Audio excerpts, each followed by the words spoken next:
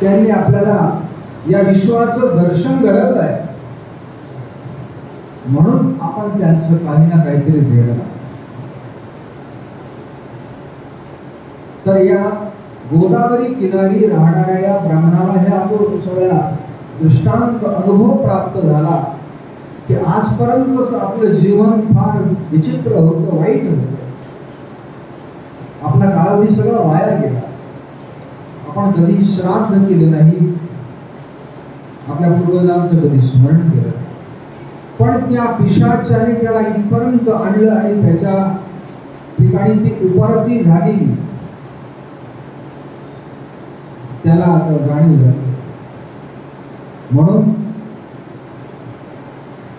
पार्वण श्राद्ध असो अथवा महालय श्राद्ध असो, त्या श्राद्धांच्या द्वारे आपल्या पूर्वजांचं स्मरण करणं हे नितांत आवश्यक आहे. त्यातून आपला अभ्युदय होतो. एक नाही, पुढच्या अनेक पिढ्या उत्तम होत जातात. जे आपल्या पूर्वजांबद्दल अत्यंत ऋणी राहतात, कृतज्ञ राहतात, त्यांच्या पुढच्या पिढ्या अत्यंत सुखी राहतात. जे आपल्या जसं म्हटलं की जे इतिहास विसरले त्यांचा भूगोलही संपला, तसं जे आपल्या पूर्वजांना विसरले त्यांचं भविष्यही संपलं. आजकाल अत्यंत विचित्र तरुण पिढीमध्ये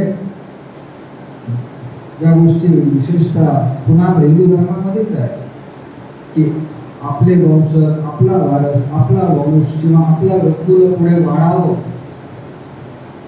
याबद्दलची सक्रियता, याबद्दलची भावनाच या व्यावहारिक जगाच्या सगळ्या स्पर्धेमध्ये दूर गेली आहे. धर्म नको, चिंतन नको, श्रद्धा नको, ईश्वराबद्दलची जिज्ञासा नको, केवळ व्यावहारिक जीवन एवढंच एक उद्दिष्ट आताच्या या धावत्या युगामध्ये चाललेलं आहे. पण त्याचे दुष्परिणाम आज नाही, यानंतरच्या पुढच्या पिढ्यांना भोगावे लागतात. आताची पिढी तर ते करून निघून जाईल, पण भविष्यात येणाऱ्या पिढ्या आजच्या पिढीला प्रचंड शिव्याशाप दिल्याशिवाय राहणार नाही. जे याबद्दल धर्म, श्रद्धा, ईश्वर, शास्त्र, न्याय, नीती याबद्दल काहीच करणार नाही.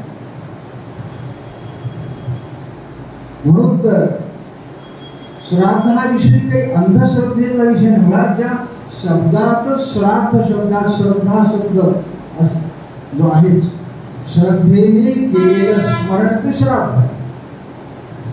आपल्या वाडवडिलांचं श्रद्धेने केलेलं स्मरण ते श्राद्ध. आणि त्यासाठी खूप काही करावं लागतं असं मुळीच नाही.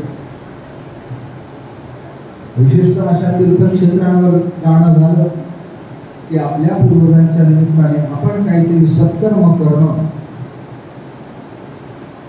जे काही दान असेल अथवा पूजनादी असेल ते करणं उत्तम आहे.